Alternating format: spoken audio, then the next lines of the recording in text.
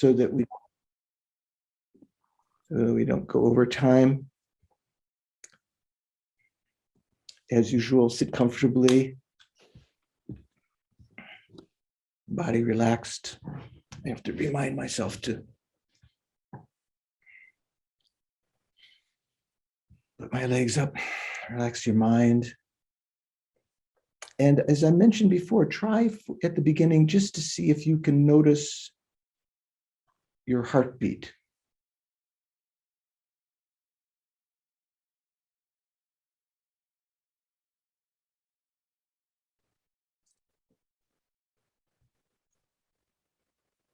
Anyone notice their heartbeat? Yeah. So you don't have to do anything. You don't have to control your heart, right? To notice it. Same idea. Just watch your breathing. Don't control it. Once you've recognized it, apply the mental factor mindfulness.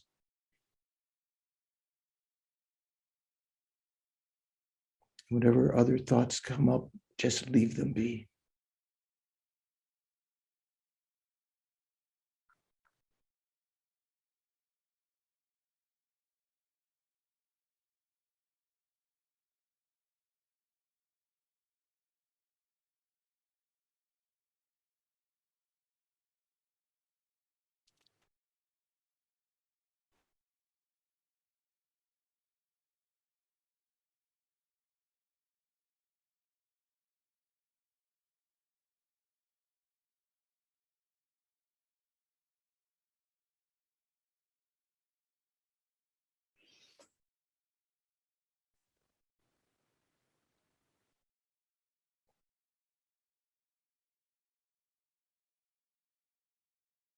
Occasionally, as you're watching, you can let your body relax a little bit more as you recognize there's some tension there.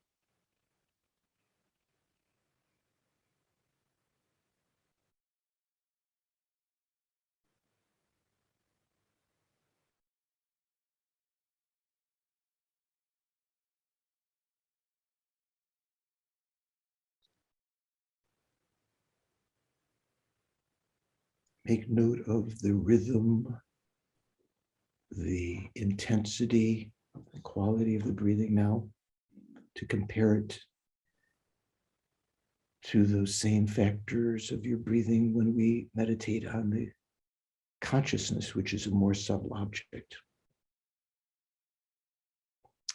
Now bring your attention away from breathing, replace it with attention to your mental consciousness.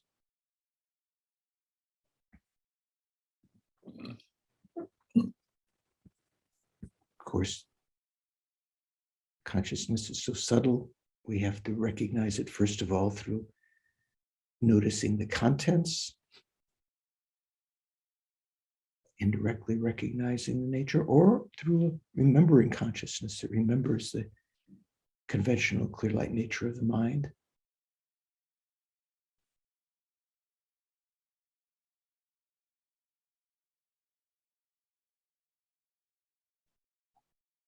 No shape or color. It's something that's known by your wisdom, your prajna, and your gnosis or jnana. The mere lack of any obstruction to the entering or dismissal of thoughts and images in the consciousness.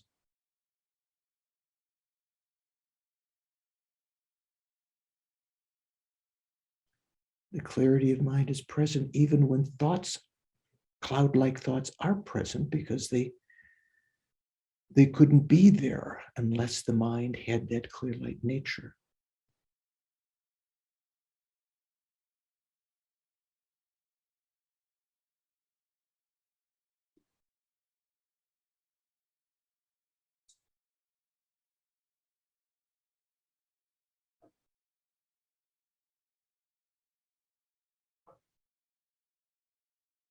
The fact that we're able to recognize this conventional Buddha nature, the fact that we can develop all good qualities and eliminate all the faults from our mind, the fact that we can recognize it right now is due to the fact that we have a life of leisure and endowment. So rare, the Buddha said, like the chance of a blind turtle rising to the top of the ocean to take a breath 1 second every 100 years, equivalent to having an upper rebirth. And the chance of meeting the Dharma, the living teachings of the Buddha during that time, is like that blind tortoise turtle putting its head through a golden ring or yoke floating on the surface of the ocean of the entire world. The fact that it would be there just when your head comes up is even more rare.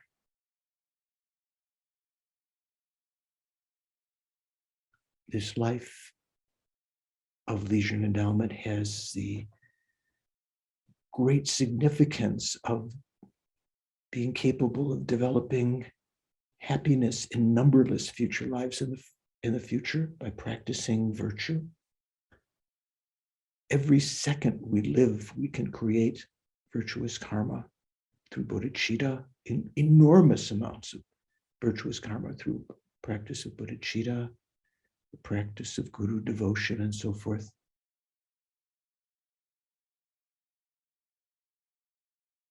With this, a life like this, we can create the continuity of lives in the future with the imprints of realizations we made this lifetime, besides the fact that we could achieve liberation or enlightenment even this lifetime.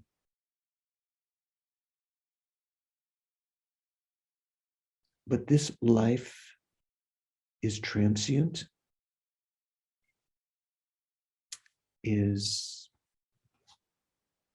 we are approaching death with every second. Like an individual walking to the gallows. Every step they take may be more hesitant than the last because they know they're getting closer to their final death. We are usually oblivious of that, but recognizing this precious opportunity could be lost at any time. Think I must use every second I can to accumulate virtue, to purify negativity, to leave imprints of the Buddhist teachings for my own and others' welfare. Especially the fact that all living beings have been intimately related with us in numberless lifetimes. They've been our mothers, our friends, our fathers. They benefited us in so many ways directly. Every living being has been depthlessly kind to us in the past because of the fact we don't recognize those incidences of their kindness now. We don't remember them being our mother now. We think of them as strangers or enemies, sometimes as friends, but all living beings are exactly equal with us in wanting to be happy, wanting to be free of suffering.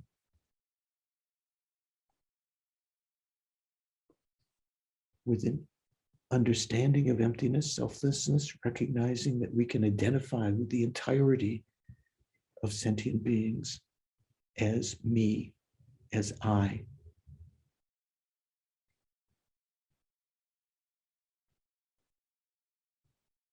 Developing heartwarming love for them, remembering their kindness, even when enemy.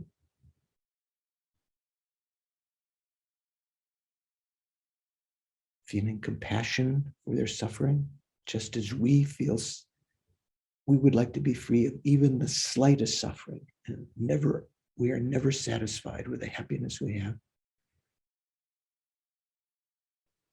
Think how wonderful it would be if I could alleviate the suffering of all my mothers, set them into everlasting blissful happiness of enlightenment.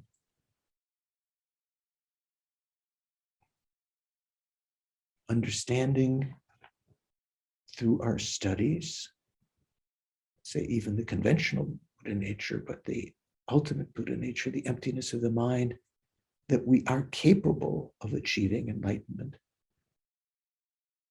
It's not something reserved for only the lucky few. Think, I must achieve enlightenment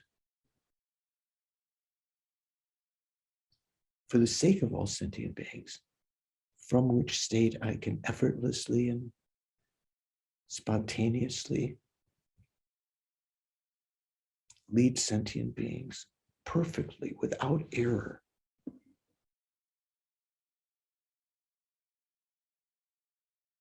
To be able to do that, I need to understand the Buddhist teachings, which are like an ocean, a couple of drops of which, or maybe a pint or two, are involved with the 51 mental factors. I think I'm going to participate this morning, listening to the teachings, with the intention that that knowledge will accelerate my achievement of enlightenment, the clarity of mind that I develop to be able to eventually benefit all sentient beings in that perfect way. I'm going to listen to the teachings in order to achieve enlightenment for the sake of all sentient beings.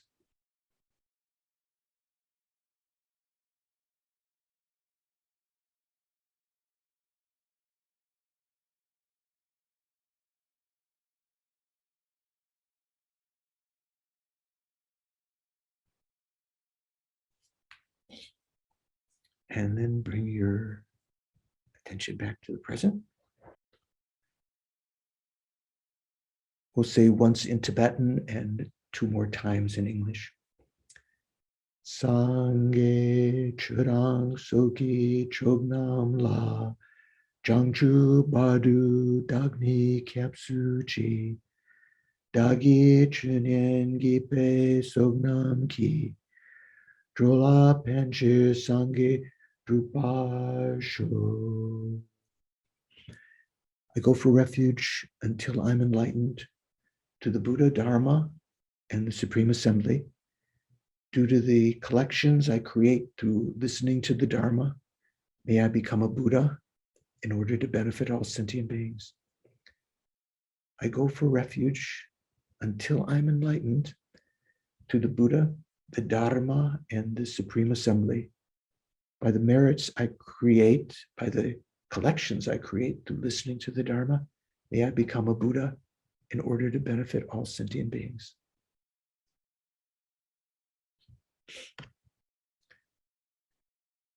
Thank you, Doris. When I said, instead of merits, I said collections, as the Dalai Lama has said many times in his teachings. We say sognam. Sog usually means collections, but sonam, we say sonam, but His Holiness sonam means merits, virtuous karma, and so forth. But His Holiness said it's better to say sognam. Sog means collection, so the collections of both merit and wisdom. So it's more comprehensive to say it that way. Did you follow? Karen, you know what I'm talking about? Okay, good. Lorraine, you have a question? Oh, okay. So any comments, questions from last time? We're okay. So hopefully we're going to finish today. I said that last time, but I was precipitous in saying that. So if I'm not mistaken, we just got up to forgetfulness last time? No? Where do we go? Christine, where do we go? I have us on non-introspection. Yes. 19. Yes, that's Where's right. that? Non-introspection. 19. Oh, that not 18. Okay, so I want to go 19. back. I want to go back to forgetfulness for a moment. Let me move this to the side. Get rid of that. There we go. So the text says, "What is forgetfulness? It is a mindfulness that is concomitant with affliction. It has the function of acting as a support for distraction." So one of the things that's important to understand that this forgetfulness is not like our forgetting something, like I can't remember the name of that person or something like that. Forgetfulness is, in a sense, a misdirected mindfulness. The Sanskrit word is, what we have, jengeba. So J usually means forget. I remember when I was at Sarah, there was an American boy that was there that had studied a couple of years before that. He'd learned some Tibetan. And they said, "Do you remember any of your Tibetan?" They said in Tibetan, and he said, Ganga Jeshak, which means Ganga means all, J means forgot, Shak is sort of means past participle. So I forgot everything. So J usually means forget in the usual sense that we mean I forgot something. But Jengeba is the Tibetan translation for Mushita Smirtita, like Smirta means mindfulness. Mushita kind of means something which has been robbed or confused or non-mindful. So Rahula, in his translation, which Bob probably has of the Abhisamayalamkara, called it confused memory. Engel calls it colluded recollection in his commentary by Vasubandhu. So Alex Berzin mentions in his teachings forgetfulness, or whatever you want to call it, clouded recollection, confused recollection, based on recollection of something toward which we have a disturbing emotion or attitude.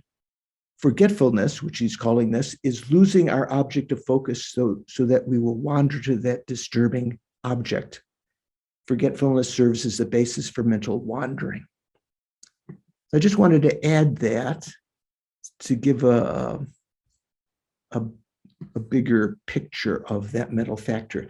Remember when we said that ignorance from the Prasangika point of view, and even from the lower school points of view, the view of the transitory collection, is a misdirected wisdom. Ignorance is actually wisdom, but aimed in the wrong way. So here, what we're calling forgetfulness or clouded recollection or mistaken recollection, whatever, is a misdirected mindfulness. Okay, I just wanted to bring that up. So non-introspection, did we start that last time? Did we finish that? Just, okay. So Sheishin Mayimpa, that which is not Sheishin. Remember, some of the things we had were like Chak Mepa. Mepa, it means non. This is Mayimpa, non, but maybe not in the same sense as the Mepa. Regarding non-introspection, the Abhidharma Samachaya says, what is it? It is a wisdom that is concomitant with the afflictions and engages unknowingly in activities of body, speech, and mind. It has the function of acting as a support for infractions. Is Sheishin, is introspection one of the mental factors, Bob? Yeah, we had introspection. Well, not introspection, no, we had mindfulness, I guess. Right. So even though introspection is mentioned when we talk about developing shine, and tranquil abiding, shamatha, it's not in this list of mental factors, but it's this non-introspection is a wisdom concomitant with the afflictions and engages unknowingly in activities of body, speech, of mind. It has a function of acting as a support for infractions. As is said above, it is an afflicted wisdom that engages unknowingly in the activities of the three doors. The three doors, we say body, speech, and mind, because those are the three doors from which we create our actions: body, speech, and mind.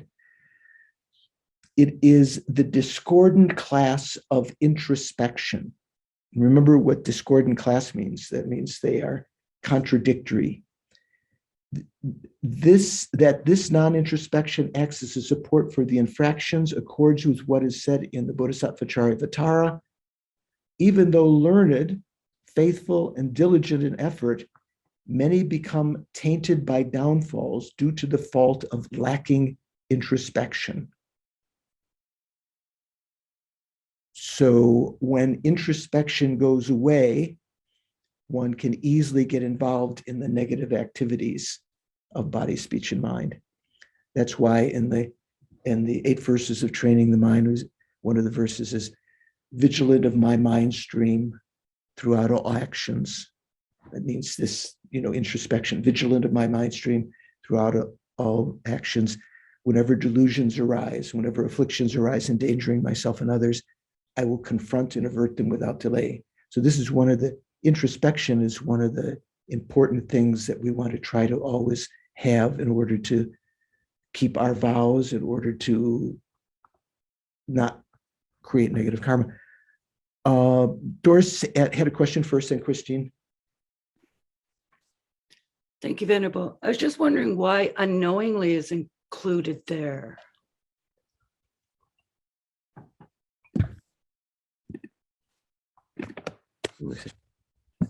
Distraction that engages unknowingly in the activities of bodies, speech, and mind. I think what that means is that one doesn't recognize, because one is not vigilant of the mind, one is not recognizing that you're getting involved in the activities. Like when you get angry or attachment rises, it's not as though you're, well, in some cases, maybe you are, but it's not as though you're consciously wanting to develop those negative actions and so forth. That's what I take that to mean. Christine, you were next. Then Lorraine has a question. Thank you, Venerable. Yeah. I have the same mind as Doris. Oh, okay. I use that word. Okay. Thank you, Doris. The same mind, sisters. Same mind. Okay. Lorraine, how about you? You have a different mind, maybe? Something similar. I have post-traumatic stress disorder, and Sorry. It is, this is kind of reminding me of things like there's subconscious behaviors you don't even realize that you're acting on because there's things that are imprinted in your mind from past experiences. At least that's what I'm gathering from what you're saying. That's kind of how I'm relating to it, is that I don't even know how I'm acting sometimes because the behaviors are learned and they're so ingrained. Well, if you were consciously inspecting your mind, Mhm. vigilant of your mind stream, or with introspection, which we don't, this is the opposite of introspection, lacking introspection. If you were watching your mind, you might be able to notice when those things were bubbling up. Generally, we don't notice when the first, because we're on a grosser level, we don't notice when the first impetus, let's say delusions, begin to just rise. They're kind of like bubbles coming in a boiling pot, coming from the bottom. We don't notice till they get to the surface often, then we're getting attached or angry or Yes, would depressed. you say that perhaps a post-traumatic stress disorder is something akin to an extreme attachment? Well, I haven't studied Okay. post-traumatic stress disorder. I've heard about it a lot, and I know that it's very debilitating. But let me just say first, then Christine has another point. Generally, if you can watch your mind and watch what's bubbling up, you may still have to deal with those, Mhm. Fears, with the, whatever has caused the stress, whether it was, being accosted by someone or being in war and seeing your friends blown up and so forth. Or I'm sure there are other kinds of post-traumatic stress disorder. You still have to, once you recognize them, then you have to deal with them. So the example I've given many times before is that you need to be able to sit on your meditation cushion in the laboratory of your mind and look at these fears and worries and tension and so forth that's developing, and see what the cause of it is. Remember karma, remember impermanence, remember emptiness, selflessness, bodhicitta. Apply all of these antidotes to put those, events in a different perspective. If you were to encounter those events again without having thought about them with the Dharma, they might again cause, stress and so forth. Mhm. So, as I've joked sometime, if we were going to battle, if we were going to go to war, if we've been drafted and we were supposed to be training to fight the enemy, and during that time we never read the manual how to shoot the gun or how to shoot the cannon or use the weapons. And when the enemy was, we were watching TV or relaxing.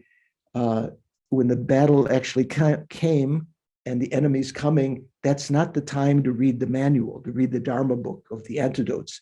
You need to have basic training beforehand.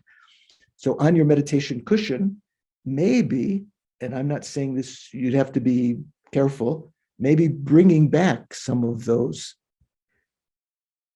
trauma-inducing, stress-inducing situations, remembering them with the light of the Dharma, starting first by taking refuge, generating bodhicitta, and so forth.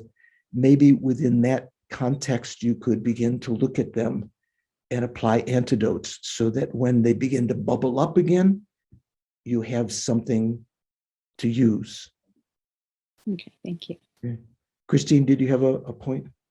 Just a quick comment, Lorraine, and I'm no expert on this, but I have been studying PTSD, and the Dalai Lama talks about all of the advances in neurobiology, and he works extensively with neuroscientists. And there's a book called In the Realm of Hungry Ghosts that clearly brings together a lot of this work in neurobiology and what's called implicit memories, which is what you're talking about. So anyway, I highly recommend the book In the Realm of Hungry Ghosts. I think it will give you a lot of scientific information about what's going on in your brain when these things happen. And it's all been studied. It's amazing. Right. Wonderful. Thank you. I've loved Dalai Lama's his connection to neuroscience and his fascination with science has been very wonderful and helpful to me. So thank you. Well, in this book, it brings in a lot of that. It's by a doctor who has worked with a lot of the people that the Dalai Lama's worked with. So on and on. That's enough. We don't have much time.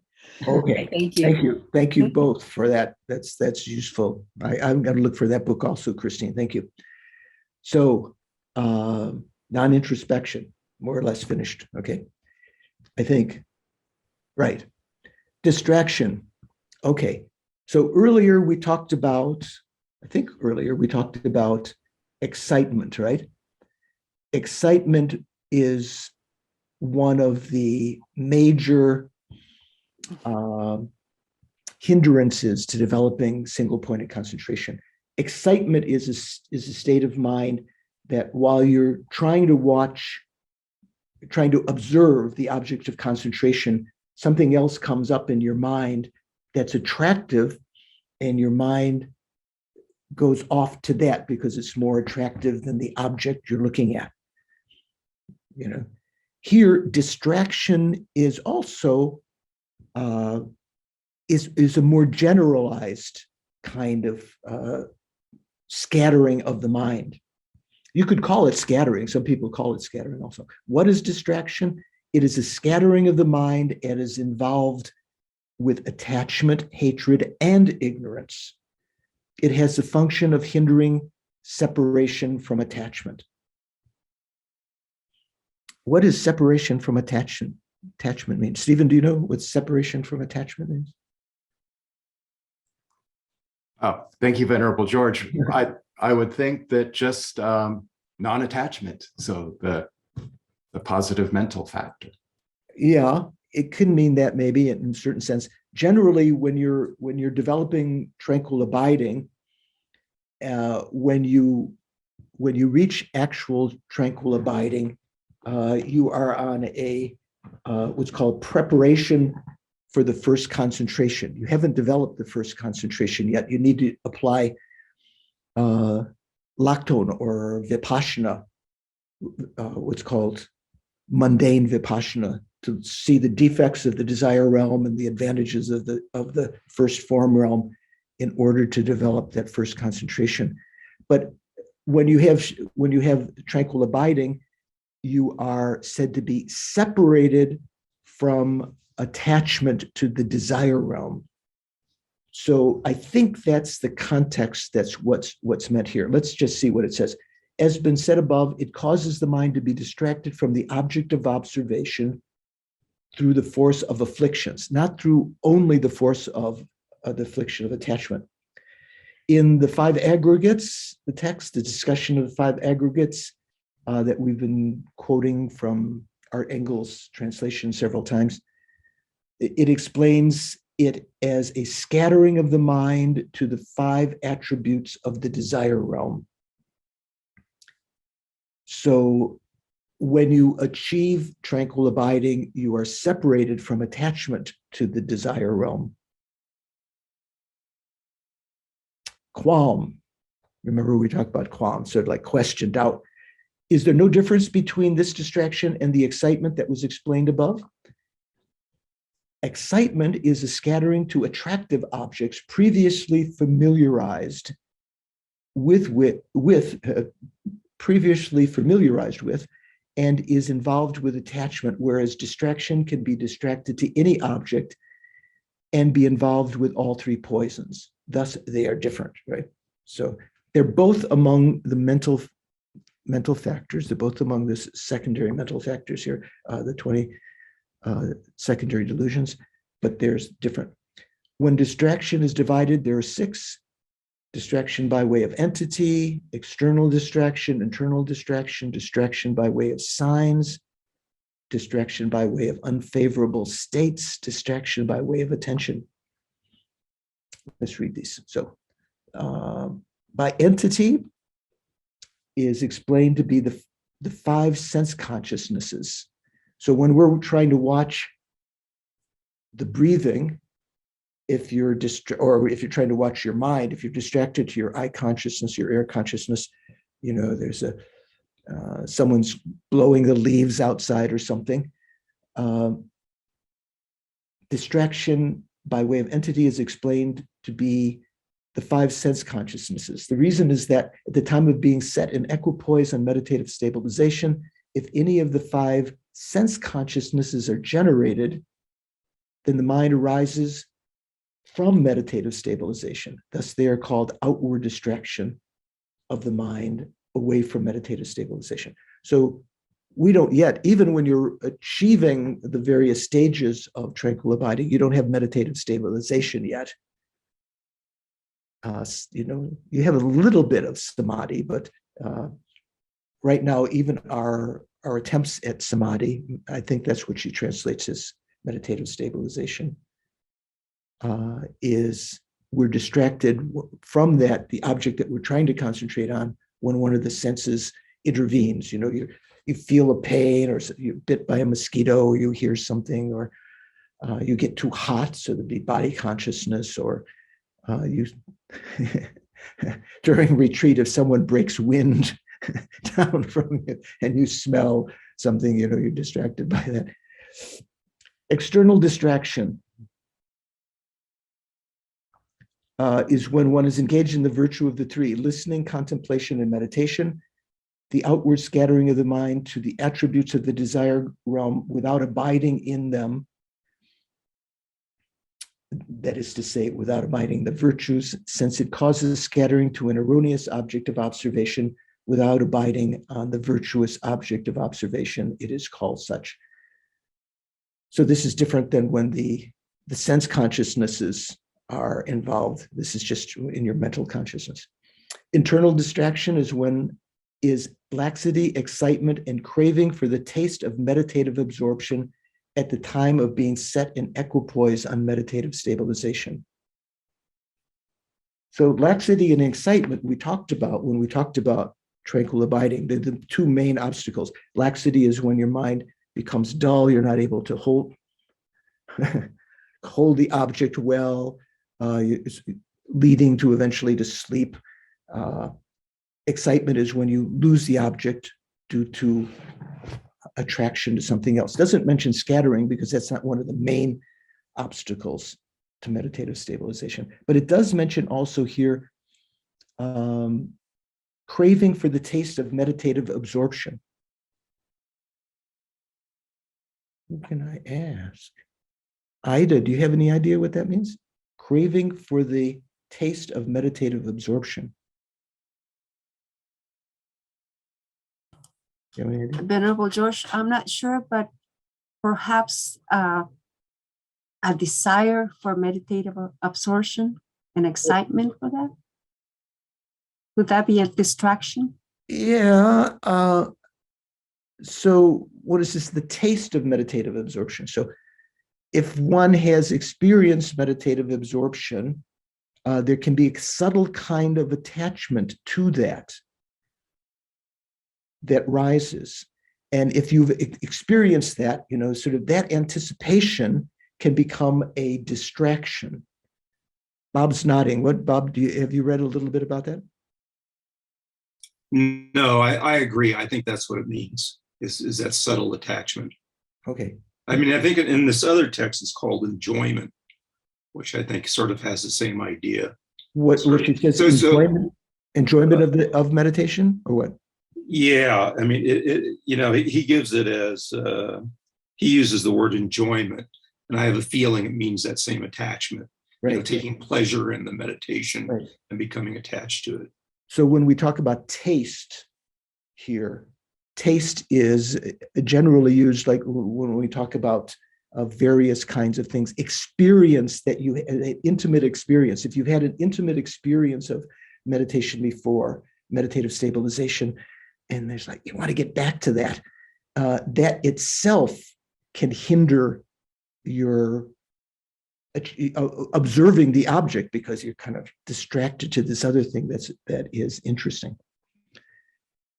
Then distraction by way of signs is to put effort in the virtuous training, with the thought how wonderful it would be if another person would develop conviction in me, thinking he has attained concentration, or I have achieved. Wouldn't it be good? If people thought well of me. Yeah, Bob. Yeah, I mean, this translation here, I think, is really clear. It says, it is pursuit of the good with a view to obtaining praise from others. Mm-hmm. So you're looking for praise from others when you're doing this. Yeah, that's more comprehensive. What book is that? That's Art Engels, or another? That's right. This is the Asanga's Abhidharma Samachaya. Oh, that's from it's the Rahula French translation that was translated into English. Right. We've talked about that before. You can still get that. At least you can get a PDF of it if you can't find it on Amazon. Then distraction by way of unfavorable states is a puffing up of the mind, conceiving I and mine when the feeling that one is engaging in virtue arises in dependence on the unfavorable states of the view of the transitory collection and pride. So that also, when your mind starts thinking I, and as a result of that developing some pride that you're making progress or whatever, that can become a distraction. Distraction by way of attention is, for instance, giving up the meditative absorption of the fourth concentration for the meditative absorption of the third concentration or below, or giving up engaging in the great vehicle, I shall abide in the lesser vehicle. Distraction by way of attention.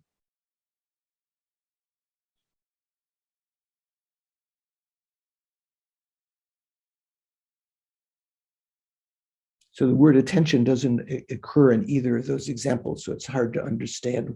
Giving up meditative absorption of the fourth concentration for the meditative absorption of the third concentration.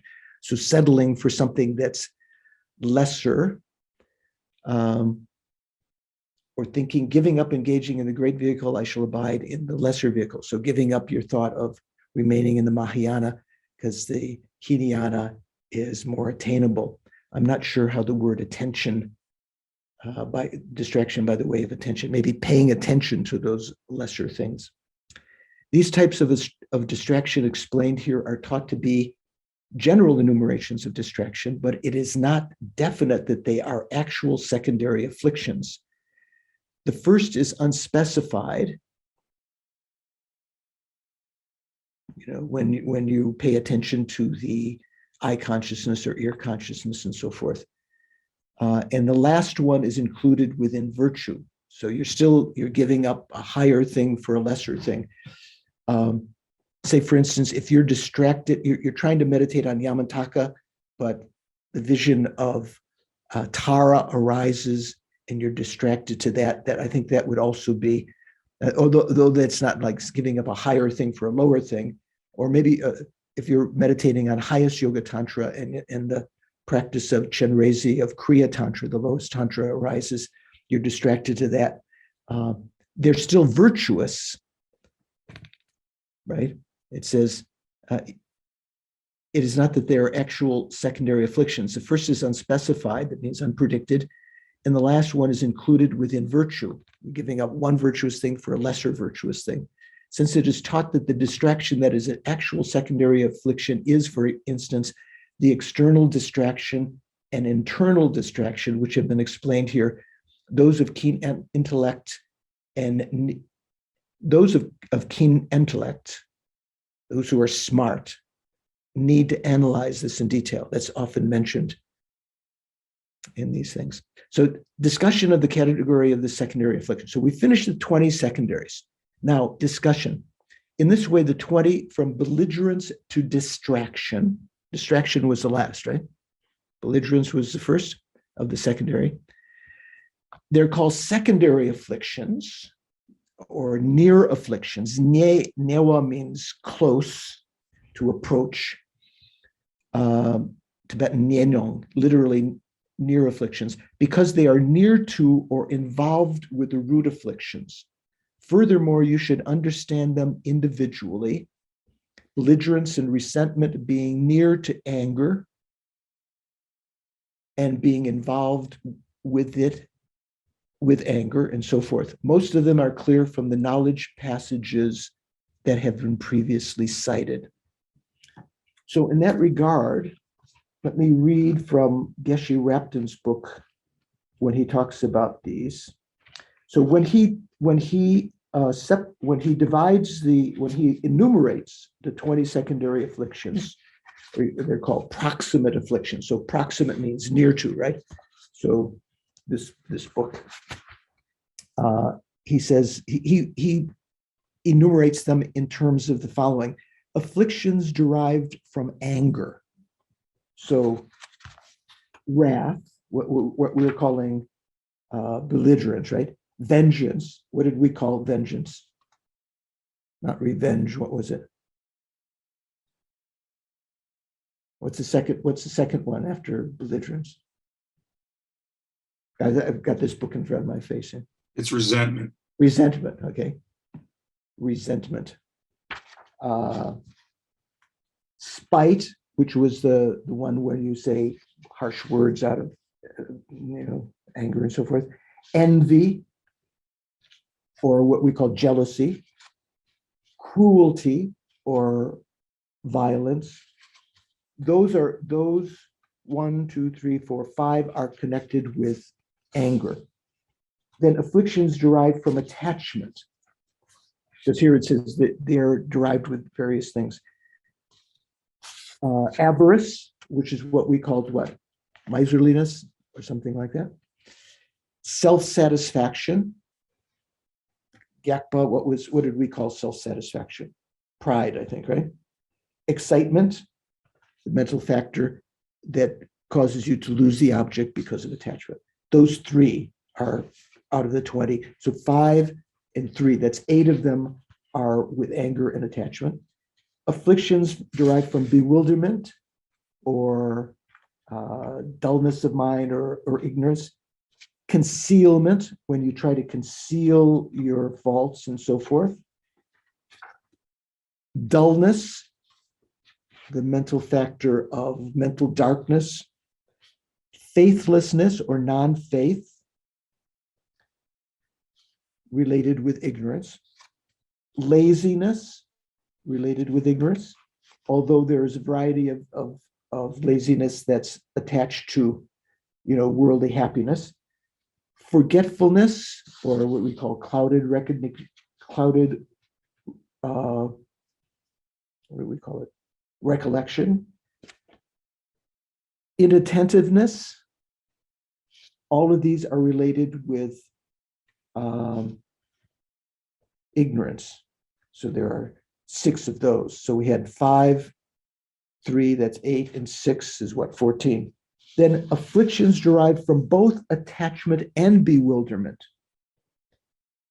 Pretension and dishonesty. What did we call them? They were the ones when you pretended to have some quality, or dishonesty we call dissimulation. They are related to both ignorance, to ignorance and attachment. And then afflictions derived from all 3 mental poisons: shamelessness, lack of shame, inconsideration for others, unconscientiousness, non-conscientiousness, and distraction. So, sometimes in tantric teachings, you talk about purifying the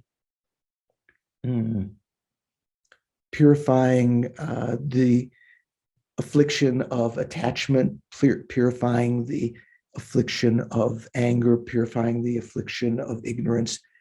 And then sometimes the purification of all three together. So many of these afflictions, besides these 51 out of the 84,000, there are many kinds of variations when several afflictions may be involved together. Would attachment and anger ever be together?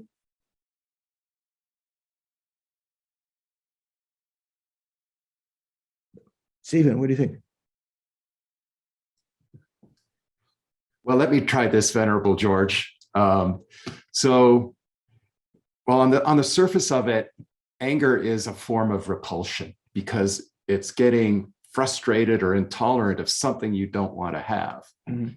But like on the other side of that, there is something that you want to have, an attachment to not having that thing in your life. Right. So my Right. answer would be yes and no. Bob, what do you think? Well, I mean, if a thief is coming up and stealing your wallet, you are attached to your money and you're angry at the thief at the same time for stealing it. Right, but one mental consciousness cannot have two different objects of observation at the same time, right? That's the point. Well, it can be the object of observation could be the thief taking your wallet, Right. and simultaneously you could be experiencing anger at being robbed and at the same time feeling attachment to your money. Right. My understanding is that anger and attachment do not arise at the same time because they have different objects of observation. So you would have to alternate, seeing someone taking your precious wallet, then, which you're attached to, then anger arises. The attachment is no longer there. The anger is present. And if you get it back, then there may be some attachment to your wallet again, but they would not be present at the exact same moment. You would alternate between them. So something for the intelligent Bob and Stephen to analyze. Okay, so 4 changeable mental factors, the last of the 51. Sleep, regret, investigation, and analysis. Sleep. Regarding this, Abhidharma Samachaya says, what is sleep?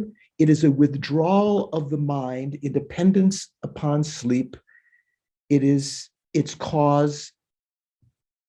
It is a withdrawal of the mind, independence on sleep.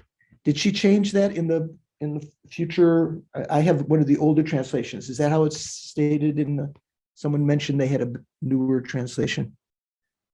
It is a withdrawal of the mind, independence upon sleep, its cause with respect to virtue, non-virtue, and the unspecified, the timely and the untimely, and the appropriate and inappropriate, and is involved with ignorance. It has the function of acting as a support for failing to perform actions. So what is sleep? Sleep is, you say, I know what sleep is. That's what I do every night when I go to sleep. It's a withdrawal of the mind. Here it says independent. So it's using the sleep in different words. The mental factor sleep is a withdrawal of the mind, independence upon the action of sleep when you are actually falling asleep. That mind, the mind that you have at the various points that you are either conscious or just subliminally conscious in sleep, say in the dream state and so forth, those states of mind can be either virtuous or non-virtuous, depending upon the motivation that you created beforehand. So when you go to sleep at night, it's very important to try to set a virtuous motivation rather than going over, the checklist of things, people that have messed you over today or got angry with you, or, the Democrats or Republicans or whoever you happen to be angry with. or your boyfriend or girlfriend did this, or the clerk at the store did this. Trying to think virtuous thoughts, have that kind of motivation as you go to sleep. Then by the force of that motivation, sleep can become virtuous.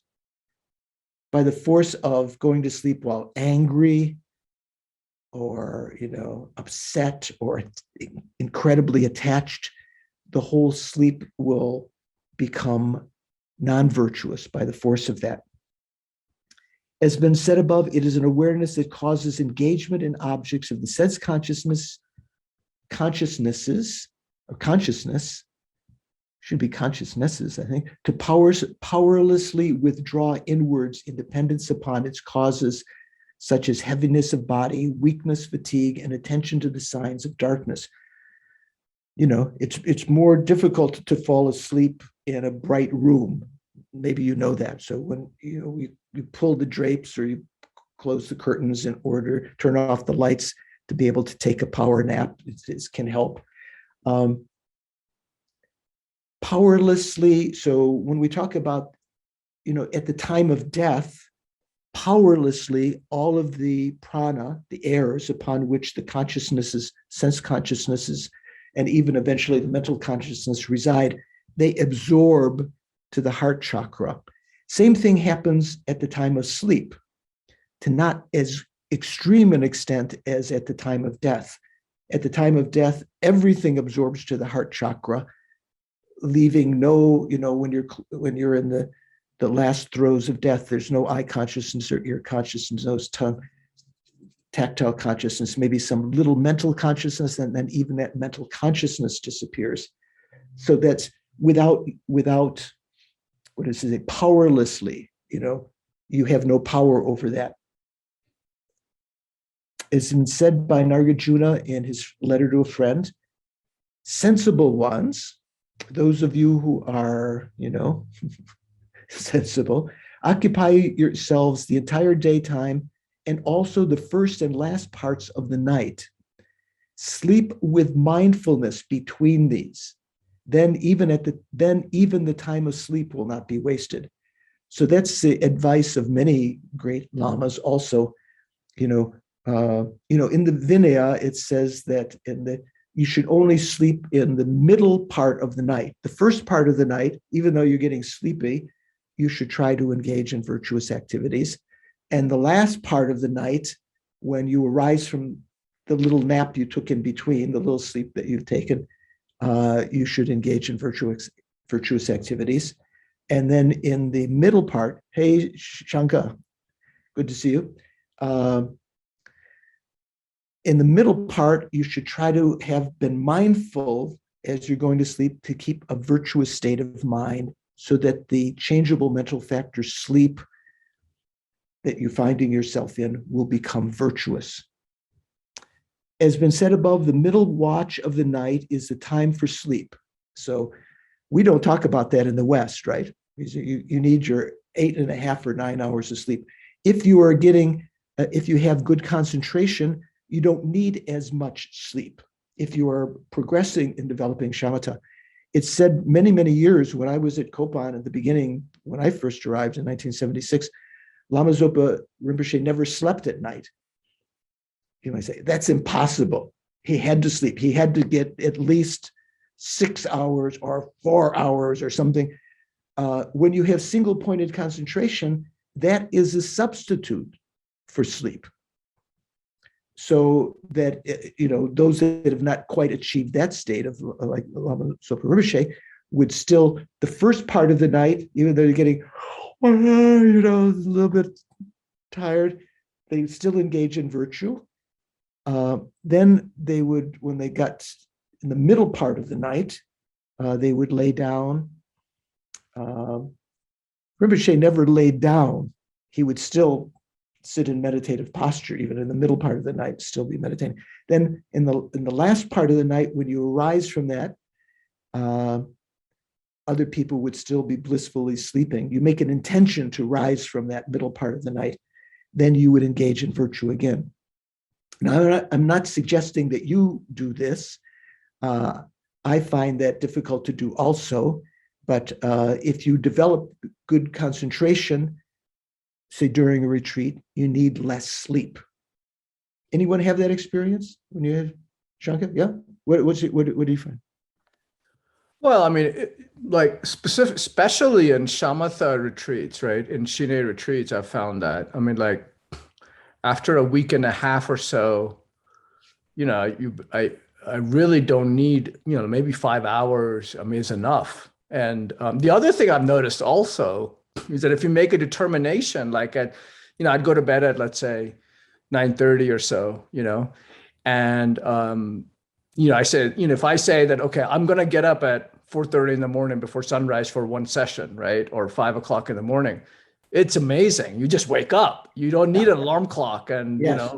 It's almost like the dakinis are ringing a bell or something for you. Yeah. My father, who grew up during, he was born in 16, so his dad committed suicide when he was 13, 1929. And so my dad's childhood was being the breadwinner for the family from the time of 13. He had to find a job. And he said the way he did it was that he just made a determination. I'm going to get up at 3:30, and at 3:30 you woke up. And I don't know if any of the rest of you have that kind of experience, as Shankar's mentioned. If you make a very firm determination like that, you will find yourself waking up at that time. So we're talking about from the middle point of the night, waking up from that. Regarding appropriate and inappropriate in the citation above, sleeping during the middle watch of the night out of the wish to engage in virtue by developing the elements of the body. What does that mean? That means recognizing that that's healthy for the elements of your body to sleep. That's appropriate. Whereas sleep motivated by afflictions, even during the middle watch of the night, is inappropriate. Hence, it is taught for the sake of understanding this. Know the reasons from the passages that have been cited above. So if you go to sleep, even if you don't think of it for the middle watch for developing I need my sleep, in order to continue my perfect human rebirth healthily, to live a long life, that can become virtuous. Its function is specified as failing to perform actions, right, when you're asleep, because since sleep is of two types, the virtuous and non-virtuous, the non-virtuous type, afflicted sleep, causes virtuous activities to degenerate. The virtuous type of sleep does exist. That the virtuous type of sleep does exist is explained in detail in the Sangha's treatises on the levels. So the Bodhisattva Bhumi, or not the Bodhisattva Bhumi, the Shravaka Bhumi and the Bodhisattva Bhumi. He has several texts. Fearing wordiness, afraid to talk too much, I have not cited the sources. Okay, first, changeable sleep. So sleep can be virtuous or non-virtuous. When you go to sleep tonight, Lewis, try to have a positive motivation, okay? Make your sleep virtuous. Second one, regret. So isn't regret a virtuous thing? Because when you regret negative actions, isn't that one of the antidotes to purify negative karma? What do you think, Stephen? Isn't that virtuous? Yeah, yes, Venerable George, I believe it's one of the four opponent powers. So how could it be changeable?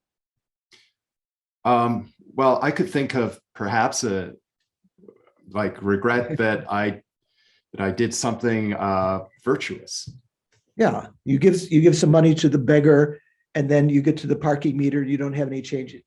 Damn, I shouldn't have given, excuse my French, I shouldn't have given money to that beggar. Regretting your virtuous action, or many kinds of things like that. What is regret? It is a remorseful mind dependent on any activity or improper activity, intended or unintended, with respect to virtue, non-virtue, and the unspecified, the timely and the untimely, the appropriate and the inappropriate, and is involved with ignorance. It has the function of hindering the stability of the mind. Well, I don't know. Would regret of your negative actions be involved with ignorance? What is regret? Is reversal mind dependent on any proper activity or inappropriate activity, intended or unintended, with respect to, and is involved with ignorance? It has the function of hindering the stability of the mind. Not sure that applying the opponent force of regret would be involved with ignorance. As is said above, dependence on one having performed an appropriate or inappropriate activity deliberately, or having been made to do so under duress, being remorseful about that activity which one subsequently comes to dislike, is called generating regret. So appropriate and inappropriate means that you've done something good, say, virtuous, and you come to regret that. Inappropriate means you regret, which is something that's negative. Lorraine, do you have a thought?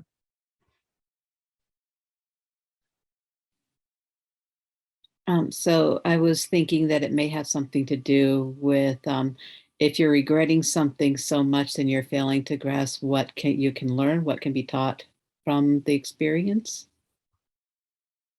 Maybe something there, but when we talk about regret, which is an opponent force, opponent power of, to negative karma, to purify negative karma, I don't see how that would necessarily be involved with ignorance. Christine, what do you think? Could it be that without applying emptiness, then one becomes so self-absorbed in it, thinking there's a real and it becomes very dull and heavy, but could be, but you can also apply, while you're applying the opponent forces, you can also feel regret with the grasped by the understanding of emptiness, Right, that's what I'm saying. That would be a healthy regret, but a ignorant regret would be, like, I'm so hard, Yeah, I'm so bad. Right, which is really a laziness, I think. Right. So yeah, that could be, but it seemed to imply that ignorance, involved with ignorance, was involved with all of regret. That was my qualm about that. I'll go back and read the Tibetan and see. I have a qualm about that as well. That seems okay. That seems really weird. So sometimes you're made to do something under duress. You work at a company and they ask you to fudge the books or something like that. I watched recently this thing about the opioid crisis with was it the Sheckler family? Very good mini series. And some of the people they felt regret, the people that were being used by the company to go out and convince people to take the opioids and everything. They did it, but afterwards they felt incredible regret. They were doing something under duress. So that's also a cause of, creating negative karma. Regret is of three types: virtuous, non-virtuous, and unspecified. For instance, regret for past misdeeds belongs to the class of virtue. If it belongs to the class of virtue, I don't see how it could be involved with ignorance. Second one, non-virtue, for instance, regret for having created merit belongs to the class of non-virtue. Louis. I was just going to mention that since we haven't been liberated, isn't everything we do involved with ignorance, even if it is virtuous? Well, then you could say every single mental factor is involved in ignorance, but it wasn't mentioned specifically. Okay. So that's some qualm there. Sometimes people, I've heard people who took ordination and created virtue for some years, and later they got frustrated and then they regretted, all that time I could have been making money. I could have been doing this or that, that would be, regret about having created merit. Regret for something that has neither benefited nor harmed others, such as manual work, is unspecified. So regret for having done work. The timely and the untimely and the appropriate and the inappropriate, in the citation above, means that generating regret when something is rectifiable is appropriate, whereas regret when it is not is inappropriate. Is there any kind of, say, generating regret when something is rectifiable is appropriate, whereas regret when it is not is inappropriate? Moreover, appropriateness of regret when it is rectifiable refers to, for instance, the necessity to confess misdeeds with regret before the fruition has been established in the present, right? In order to prevent the fruition or the ripening of your negative karma, you apply the opponent force of regret that causes it to decrease. What's the opposite of regret? Nadine, do you have an idea? I think it's rejoicing. Yeah, so say if you rejoice in your negative actions, yeah, I got them. They fell down the stairs, I pushed them. That kind, that you see that a lot in politics, don't you? That kind of mind is the opposite of regret, and it causes the negative action to increase in its potency, whereas regret causes it, or remorse causes it to decrease. Non-rectifiable refers to, for instance, rebirth in a bad migration due to fruition having been established. Since having been born blind, physically disabled, and so forth are occasions when the fruition has been established, they are irreversible.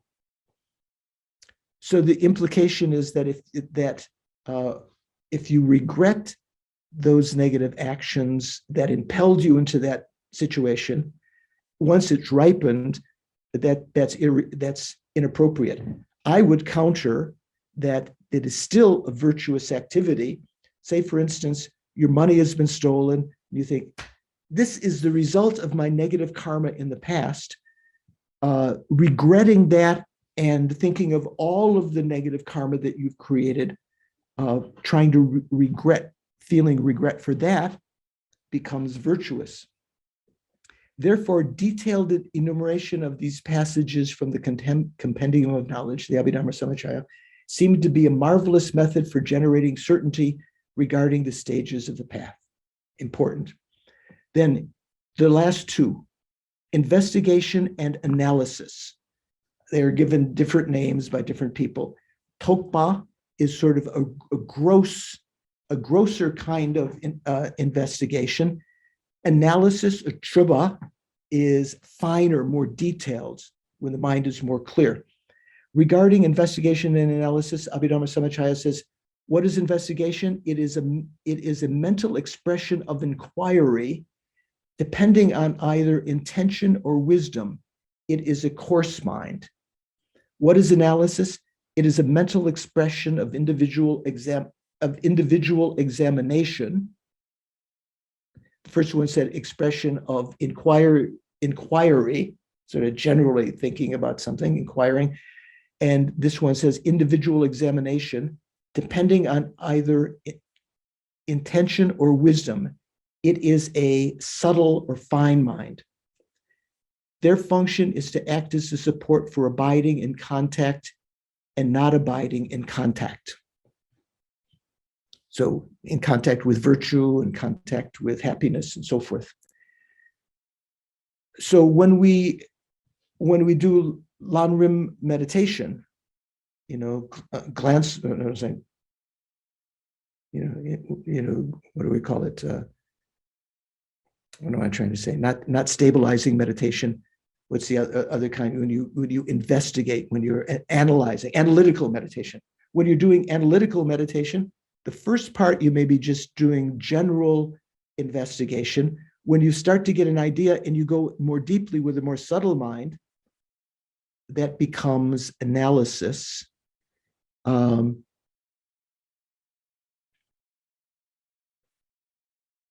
Yeah. As has been said above, investigation is an inquiry into the rough entities of objects as well as their names, whereas analysis analyzes with fine discrimination. So when we notice, when we meditate on the clear light nature of the mind, that is more toward analysis. You may notice also your breathing slows more than it was when you were just investigating the breathing. So the breathing meditation is kind of like a prelude to that, getting your mind into the state of just watching this and investigating this. Whereas when you're watching the clear light nature of the mind, trying to establish that, you're involved with a more subtle mind.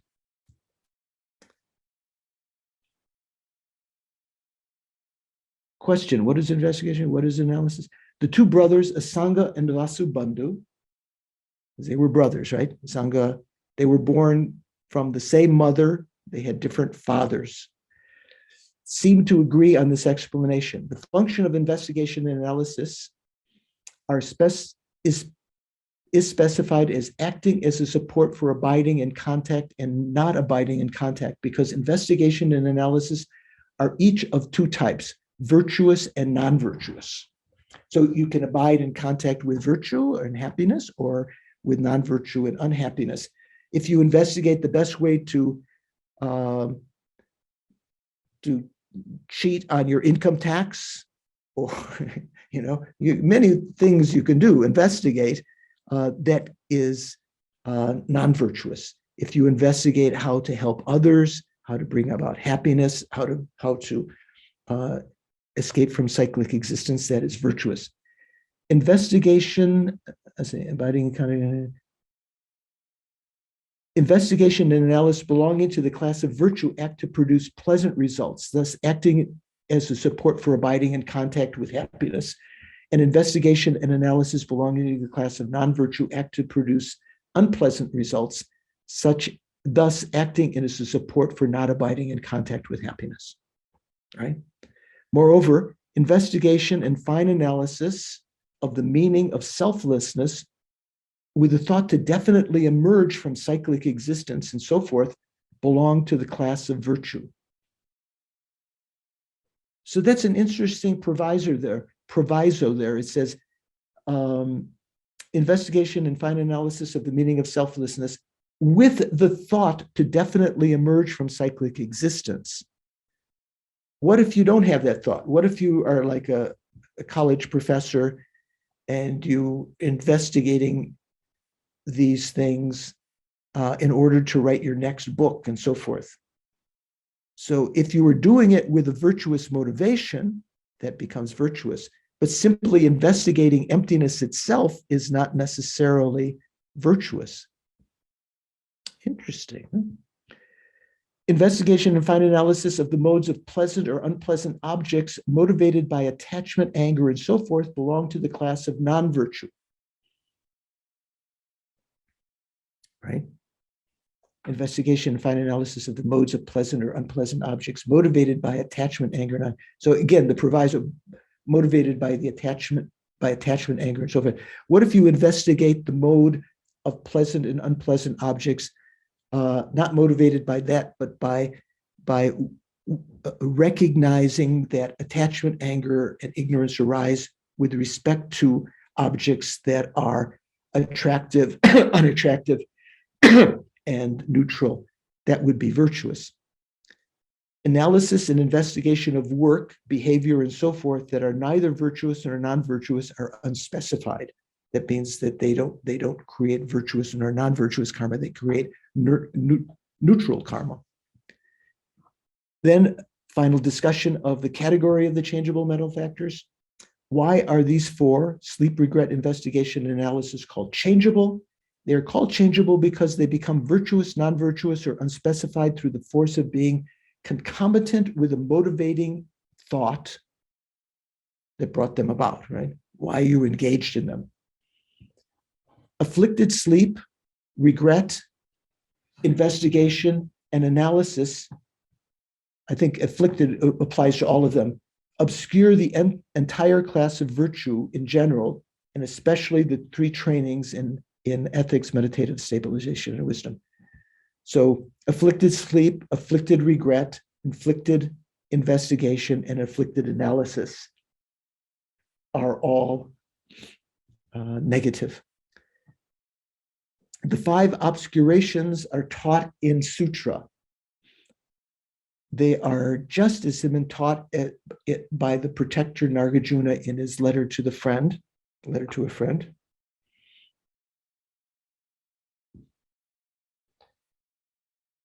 Excitement and regret, one of the five obscurations. Harmful intent, another. Sleep and lethargy, third. And aspiration for the desire realm, fourth. Finally, doubt are the five obscurations. Be aware that these are thieves who steal away the wealth of virtue. So these are sometimes mentioned, especially in the Hinayana tradition, although in the Mahayana tradition, for obscurations, or five obscurations. Bob, what are they called in Pali? Do you know? Have you studied some of those things? I think they're called probably the five obstructions, or it's pretty similar to language. Yeah, I thought there was another one they called. Okay. Just as has been said above, these five obscurations, sleep and so forth, are said to obscure all the class of virtue in general, and especially the three trainings. So in addition, so these are talking about the afflicted sleep, and regret, afflicted sleep, afflicted regret. The others are, when we talk about excitement, that's already a afflicted state of mind. Harmful intent, or himsa, not ahimsa, himsa, and lethargy, aspiration for the desire realm, and doubt. So not all of these are the four changeable mental factors, but two of them of those five are. As is said above, these five obscurations, sleep and so forth, are said to be obscure all the class of virtue in general, and especially the three trainings. These five obscurations are excitement and regret counted as one, sleep and lethargy counted as one, and harmful intent, aspiration, and aspiration for the attributes of the desire realm, and doubt each counted individually. Furthermore, aspiration for the attributes of the desire realm and harmful intent, mainly obscure the trainings in ethics. This is where you find, especially in the Theravada teachings, sleep, lethargy, excitement, and regret mainly obscure the training of mind, meaning meditative stabilization. So when you're trying to develop tranquil abiding, sleep, lethargy, excitement, and regret mainly obscure those. Doubt, investigation, and analysis mainly obscure the training in wisdom. So not ordinary investigation and analysis, but afflicted investigation and analysis obscure the training in wisdom. Also, the Compendium of Knowledge teaches that these five obscurations obscure ethics and meditative stabilization, whereas Shantarakshita's commentary on the 20 verses of the Bodhisattva vow. Has anyone ever seen the 20 verses in the Bodhisattva vow? The famous commentary. I'm not sure who wrote that. Who knows? Shanka, do you know? Shanka's gone. Oh, Shanka's here. Who wrote the 20 verses of Bodhisattva vow? It was one, Ashvagosha or one of these people. Shantarakshita wrote a commentary on that. That explains that only meditative stabilization is obscured. In brief, although there appear to be many modes of explanation in the upper and lower knowledges, upper and lower abhidharmas, abhidharma, lower meaning abhidharma kosha, upper abhidharma samachaya, and numerous lengthy explanations in other texts, since they are very extensive, I cannot discuss them here, discuss them all here. He cannot, it means he will not. Quam. Well then, what is the reason for subsuming lethargy, which is occurred in the context of secondary afflictions, and sleep, which occurred in the context of changeable mental factors, into one in the context of the five obscurations? Similarly, what is the reason for subsuming, condensing, excitement, which occurred in the context of secondary afflictions, and regret, which occurred in the context of changeable mental factors, into one? The answer is generally lethargy and sleep are not the same, right? When we talk about lethargy, when we talked about as an obstruction to single pointed concentration, it's like sinking of the mind. Since lethargy is involved with ignorance and sleep can either be virtuous or non-virtuous, lethargy is said to be a secondary affliction, right? Because it's necessarily negative, and sleep can be changeable mental factor because we can have virtuous sleep. Similarly, with regard to excitement and regret, since excitement is involved with attachment and regret can be either virtuous or non-virtuous, excitement is said to be a secondary affliction, regret a changeable mental factor. Each of these two pairs of mental factors are taken to be one in the context of the five obscurations because they are produced by the same cause, they are abandoned by the same antidote, they accord in having the same function. Hence, each of these two pairs of mental factors is taught to be of a single obscuration. They are produced from the same cause refers to the following. So lethargy and sleep, right, are produced from overeating, right? I'm a culprit of that. Unhappy mind. When you're unhappy, you get lethargic and you want to sleep.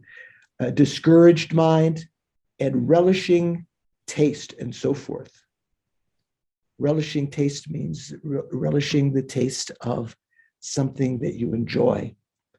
Both excitement and regret are produced from conceptions of having indulged in the attributes of the desire realm, excitement and regret, having fun, laughing, and so forth in the past, and from the notion that one will not die and the like. They are both abandoned by the same antidote refers to the following. Both lethargy and sleep are dispelled by the discrimination of illumination. So one of the great, when you start to get lethargic or about to fall asleep, meditating on illumination, like I mentioned last time, Shankar remembered saying this, coming out of the top of your head, imagining your mind shooting into space and seeing bright light, or just turning on the lights, going outside, looking at the sky, illuminating, or visualizing illumination. They act as antidotes to lethargy and sleep. Excitement and regret are dispelled by holding the mind inwards on an object of observation. So rather than letting the mind scatter out, bringing it in. They accord in having the same function refers to the following. Since both lethargy and sleep cause discouragement within the mind, they hinder meditative stabilization, and especially the clarity of the objects of observation, right? Sinking and sleep. Since both excitement and regret hinder single-pointed abiding, their functions accord. So concluding discussion. This is Kachin Yeshe Gelsen's talking. Thus, I have explained merely the identity of the root afflictions, secondary afflictions, and the four changeable mental factors. When explained extensively, if you thought this was extensive, he's thinking of something even more extensive. There are the following very important points that must be known in their entirety. So you should know from other sources more detail about these mental factors, their individual entities, the modes in which they are produced from particular causes. Like, so for instance, when we talked about attachment, causes meaning an object that's attractive and inappropriate attention and so forth. The individual objects of observation, concomitants, what comes along with them, their synonyms, modes of transformation into the virtuous, non-virtuous, or unspecified. So the changeable ones can change like that. The two modes with regard to the unspecified, the obscured unspecified and the unobscured unspecified. Who knows what that means? Bob, you must, or Shanka, maybe you know. Unspecified means neutral, right? Neutral karma. So there's some neutral karma that is obscured and some that is unobscured. There are individual drawbacks. That's important because when you want to apply so you want to get rid of your negative states of mind. In order to be motivated to that, you have to see the disadvantages of the delusions. You have to analyze, and then as a result of that, you're motivated to apply the antidotes. Even, the antidotes, if you haven't seen the shortcomings of the delusions well, meditated on them well, you're not going to be motivated to apply the antidotes. So they're individual drawbacks or, the shortcomings. The way in which they are abandoned by particular antidotes. With respect to that, the difference between the mode of abandonment by a mundane path and a supramundane path. So, Lewis, what does that mean? Do you know how they're abandoned by a mundane path and a supramundane path? You have to unmute. The only thing that comes to my mind is that if you do it while you're in the wisdom path or you do it while you're in the compassion path, there's different methods. That's the only thing that pops into my mind. That's good, but I think what's meant here is that when we talk about the mundane path and the supramundane path, when you're developing antidotes to the delusions on the mundane, or not just antidotes, here it says a mode of abandonment. So the mundane path of abandonment means developing the first concentration. What have you abandoned temporarily in that case? David, do you know? If you develop the first concentration of the form realm, what have you temporarily abandoned? Lama Yeshe used to do that. He used to put his eyes up like that when I think he was meditating on his third eye, to bring the airs in the central channel. I noticed you doing that. You were looking up when you're thinking. Doris, do you know? Is it attachment? Yeah, Specifically? you abandon attachment to the attributes of the desire realm temporarily. So in the teachings is called abandonment, but it's not actual, not what we call a analytical cessation.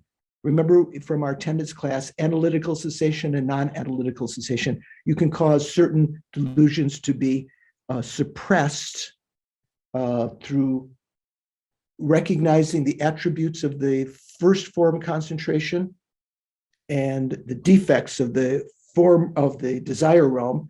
And in that way, the delusions of the desire realm become less manifest. And in that regard, you almost look like an arhat to other people, while the residue of that remains.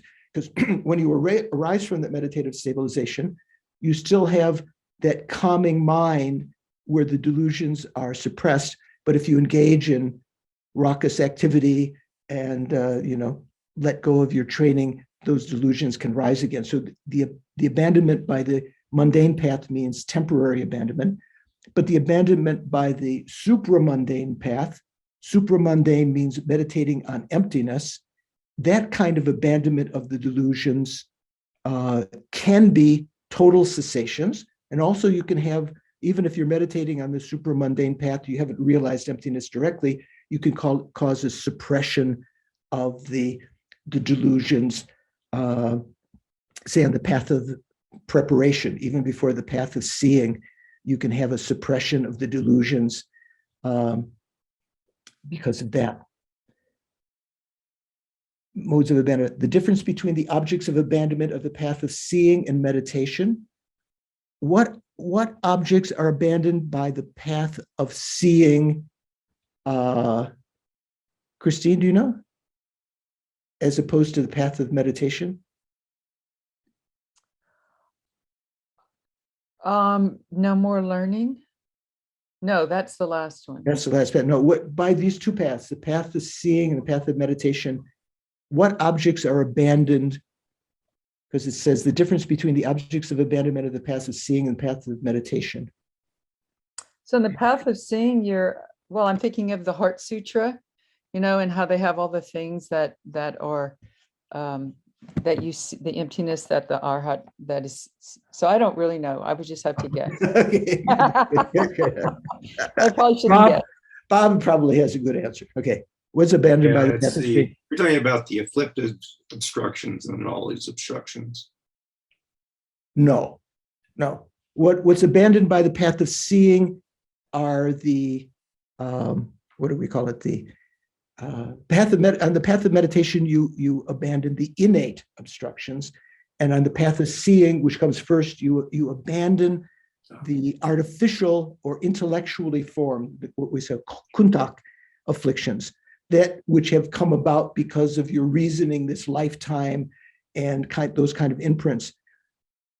On the path of, so those are abandoned totally on the path of seeing, what are called the intellectually formed delusions or afflictions.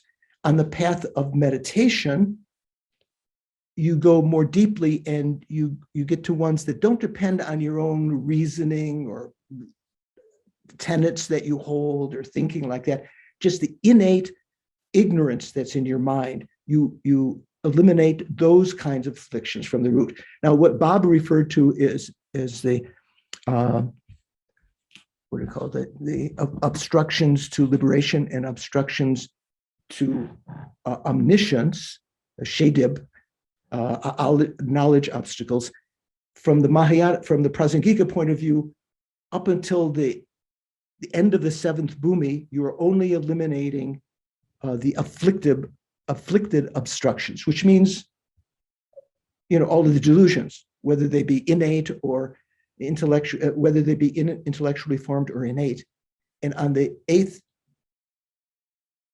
9th, and 10th, 8th, 9th, and 10th, the three pure bhumis, that's when you start to cease or eliminate the obstructions to omniscience, the knowledge obstacles. The difference between the modes of abandoning the afflictive obstructions and the knowledge obstructions, okay, that's just what Bob just said, and so forth. However, since I cannot mention everything here, not surprising, you must understand them by carefully consulting, in general, the stainless scriptures of the Muni. Who's the Muni? Ida, who's the Muni? Who's the man? Shakyamuni Buddha. Shakyamuni, the able one. Yeah? You should, in general, the stainless scriptures of the Muni, you should understand them by consulting those, and the textual systems of the great trailblazers that comment on their intention. Karen, do you know who the great trailblazers were? Well, Lama Tsongkhapa and maybe a Tisha or a Sangha. Oh, that's a good guess. I think what's referred to here is Nargajuna and a Sangha, who were the trailblazers to make more clear the trails that were set by the Buddha that had been misunderstood about the Mahayana. So they sort of, like in ancient Rome, the great paths that earlier Romans had, where the chariots would go after some time of disuse, when the empire started to disintegrate, they become overgrown. And it was only later that people opened those trails again. So usually we say Nargajuna and a Sangha in general. The great trailblazers that comment on their intention. In particular, the texts of the two, Asanga and his brother Vasubandhu, since these modes appear extensively in them, as well as the stainless explanation excellent explanations of the foremost second conqueror. So that's in the Gelugpa tradition. The second Buddha is said to be like Shakya, is said to be Lama Tsongkhapa. Shanka, what do you think? I don't think anything about that particularly. I was going to ask you. Yes. You had your hand. Yeah. So my question was, this is going back to the innate obscurations, the knowledge obstruction, knowledge obstructions, and the obstructions to obscurations, and the obstructions to omniscience, and the obstructions to liberation, right? Yeah. So you mentioned that up to the seventh bhumi, right? You're abandoning, or at the end of the seventh bhumi, you've abandoned the knowledge obscurations. No, you haven't abandoned any of the knowledge obscurations. It's only on the 8th, 9th, and 10th that you abandon the knowledge obscurations. That's one way of translating shedip, knowledge obscurations, obscurations to omniscience. Okay. So here, there are two different sets here. What we first of all talked about were the innate obstructions and the intellectually formed obstructions. So let's say put them gross first. Intellectually formed obstructions, which are obscurations to liberation. And the innate obstructions means the innate obstructions to liberation. They are abandoned. The intellectually formed obstructions, which are obstructions to liberation, are abandoned in the path of seeing. The innate obstructions to liberation, it's just say here it just says innate obstructions, they are abandoned on the path of meditation, on the various stages on the path of meditation. Generally, you could say the 10 bhumis, depending on the tenet system you're talking about. Generally, the path of meditation are the 10 bodhisattva bhumis. Then on the 8th, 9th, and 10th bhumis, you have the ability then, because of your bodhicitta, because of having eliminated all of the afflicted obstructions, the obstructions to liberation, you have the ability to eliminate the obstructions to omniscience, and you begin to chip away at those. Like the example I've given many times in the past, like at Christmas or Thanksgiving, the big pot that you boil the potatoes in, at first to clean it, you have to take out with your hand all of the potatoes that are stuck to the outside. That's like taking out the afflictive obstructions. And then you can start to get maybe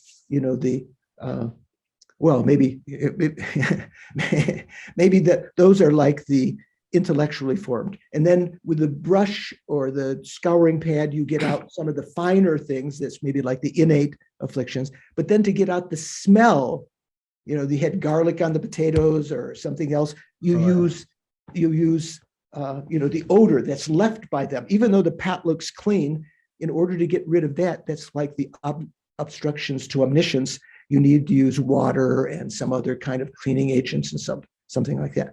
So there are different categories. When we talk about obstructions to liberation and obstructions to omniscience, right? Those are gross. The obstructions to liberation are of two kinds: intellectually formed and innate.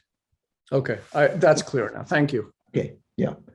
So here I say, this is Kachin Yeshe Gelsen, so this is sort of like poetic stuff at the end. Having strongly tied us with thousands of nooses of karma to the prison of samsara since beginningless time, the enemies who torture us with hundreds of unbearable sufferings and agonies are certainly the afflictions themselves. Yeah, so this, when you talk about, remember when we talk about the Four Noble Truths, first truth, the truth of suffering. Second truth, the truth of the origin of suffering. Where do they arise?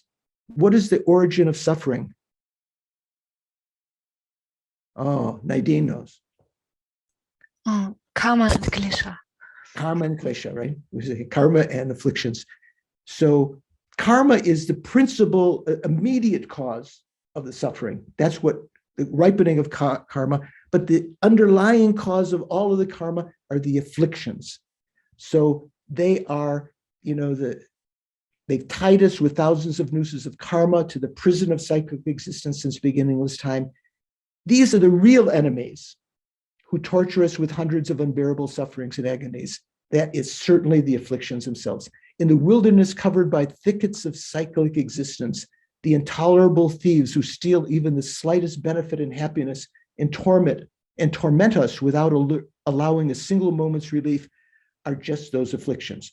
So you might remember from Lama Chopa, there's a verse that says, that's talking about the shortcomings of the self-cherishing thought.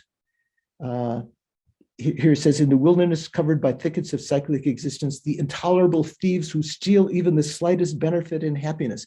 Usually it says that when analyzing your mind, you come to see that all of the unhappiness and suffering has arisen from the self-cherishing thought. Is that in contradiction to this? This is saying that all the torments without allowing a single are just those afflictions. The self-cherishing thought is not an affliction, right? What do you think? Self-cherishing thought is the cause of all suffering, or the afflictions are the cause of all suffering? Oh, good. I see several people thinking. So like different modes. I would say self-cherishing thought. That's the cause of all the suffering. Yeah. So somehow, yeah, Karen, what do you think? I thought you were thoughtful there. Yeah, I was thoughtful. Buddha. I was going to say, well, the self-cherishing thought leads to the klesha, right? It's because of the self-cherishing thought we have the karma and the klesha. Yeah, in a sense. Yeah, self-cherishing thought is involved in there. But in that famous verse in Lama Chopa, sometimes people comment on it. What does it say? What am I thinking? I'm thinking the glass meditation, right?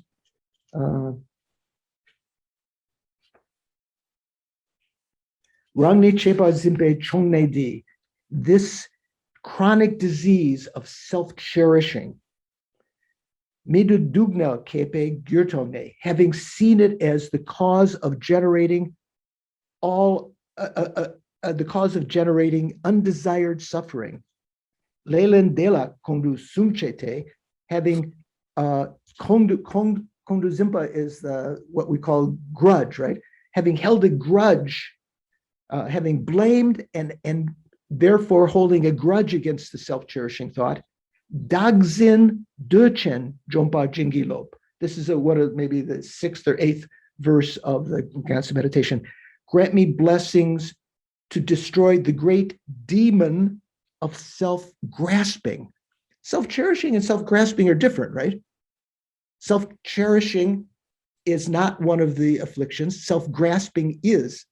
So one understanding of this verse is that the fundamental, until you've eliminated self-grasping entirely on the end of the 7th bhumi, all of the delusions, including self-grasping, it's only then that self-cherishing can be said to be finally abolished, destroyed. So anyway, some food for thought. Alas, oh my, who is more foolish than one who holds this enemy from beginningless time as his dear friend? Oh, my attachment is my friend. My anger protects me.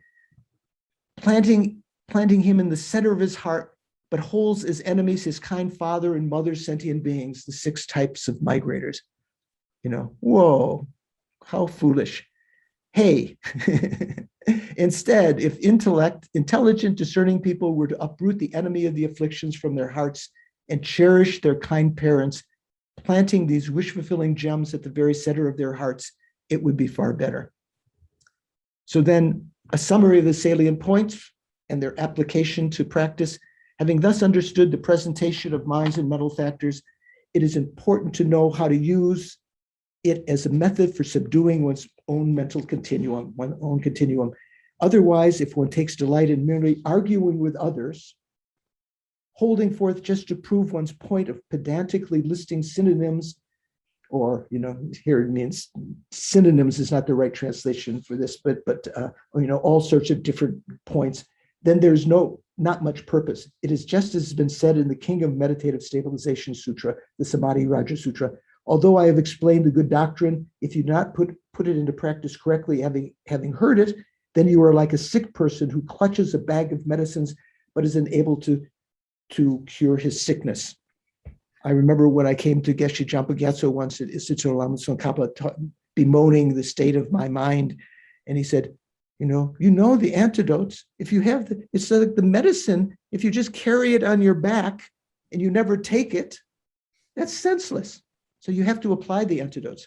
Or as Lama Yeshe told me when I left Kopan to go to Manjushri Institute to study in the Geshe program, I asked him some advice, and he looked up, kind of maybe like David did, this third eye, bringing the airs in the center. He said, intellectual Mount Meru isn't worth caca, right? Just knowing these things, not applying them to practice doesn't really benefit you. The exhortation to exceptional resolve, famous Mahayana text, says the bark of the sugarcane has no essence whatsoever. This comes much in the Prajnaparamita Sutras. Sugarcane, if you just take the skin off the outside, you chew out it, you don't get any pleasure. You have to get into the core, right? The bark of the sugarcane has no essence whatsoever. The taste that is the object of joy dwells inside. Through eating the bark, the delicious taste of the sugarcane, taste of the sugarcane cannot be gained. You have to eat the core. So it's like our study now, you're getting to the core of understanding these things. I think that will bring you some joy. Thus, blabbering away is like the bark, and contemplation of the meaning is like the taste. Therefore, abandon joy in blabbering. I'm not sure what the Tibetan is there. Blabbering sounds more colloquial. Always be conscientious and contemplate the meaning. Hence, through becoming skilled in the classification of virtue and non-virtue, as explained above, at the time of endeavoring single-pointedly in the practice of the stages of the path to enlightenment, repeatedly examine your own continuum in order to recognize the root and secondary afflictions that have been explained above. And if these afflictions arise, having recognized them, immediately overcome them with the antidotes. As has been said in the Bodhisattva Charyavatara. In brief, to examine the state of body and mind again and again is the soul-defining characteristic of guarding introspection. Examining. So like in the 8 verses of training in mind, vigilant of my mind stream throughout all actions, whenever delusions, afflictions arise, endangering myself and others, confront and avert them without delay. So knowing them, having practiced in meditation in the laboratory of your mind, your basic training now, then you have the antidotes and you know how to use them. Nagarjuna says in a letter to a friend, know that the mind is like a drawing made on water, earth, or stone. From among these, regard the afflicted. From among these, in regard to the afflicted, the first is best. In regard to wishing for the Dharma, the last. So in terms of the Dharma, your attitude should be like engraving things in stone so they remain. With the afflictions, if they come, let them go like ripples on the water. Gompawa said, in order to abandon the afflictions, you must know the drawbacks, the shortcomings, the defining characteristics, you have to be able to recognize them, and the antidotes to the afflictions. Those 3 important points. You have to know the shortcomings, you have to be able to recognize them by knowing their characteristics, and you need to know the antidotes, as well as the causes for their production so that you can avoid those causes like misleading friends or going to the discotheque or drinking alcohol or whatever. Having understood the drawbacks, regard them as false and hold them as enemies. Without understanding their drawbacks, you will not understand that they are enemies.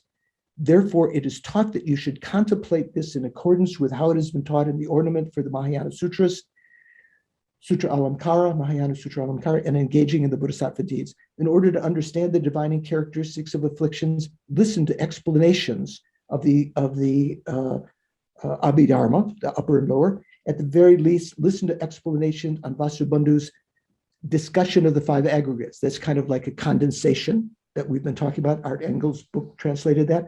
Once you have come to know the root and secondary afflictions, whenever any affliction such as attachment or anger arises in your continuum, identify it thinking, this is it.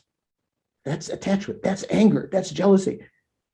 it has arisen, and combat the affliction right then and there.